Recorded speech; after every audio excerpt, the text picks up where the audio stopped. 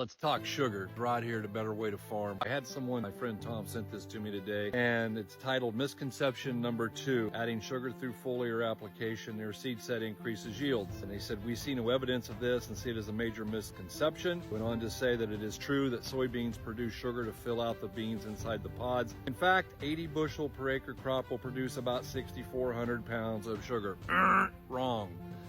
Guys, I've always been taught, all the books that I've looked in says it takes over 300 pounds of sugar to produce a bushel of soybeans. It means 80 bushel beans have to produce, I believe it's 24,000 pounds of sugar there. And so as we take a look at that first, when we start off with a misconception, that is a misconception. Sometimes I worry about how the rest of it goes. I talked about that people are trying to put 10 to 12 pounds of sugar on per acre. That is a drop in the bucket in regards to what the soybean plants produce. That part is true. But let's talk for a minute. Number one, it's not 8,400, it's 24,000 pounds. And I was doubting myself after I read this.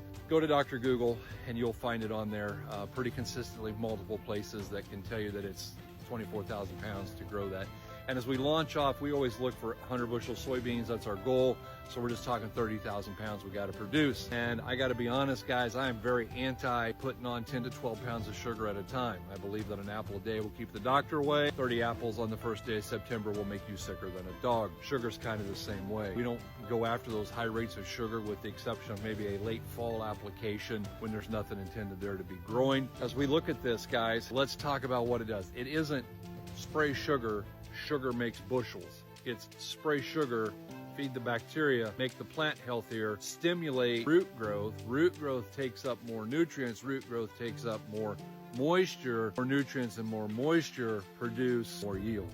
So guys, I just want to say, let's move slowly on this. And before we throw the baby out with the bathwater here, let's do some testing. When they said we've seen no evidence of that, my question is, did you test it?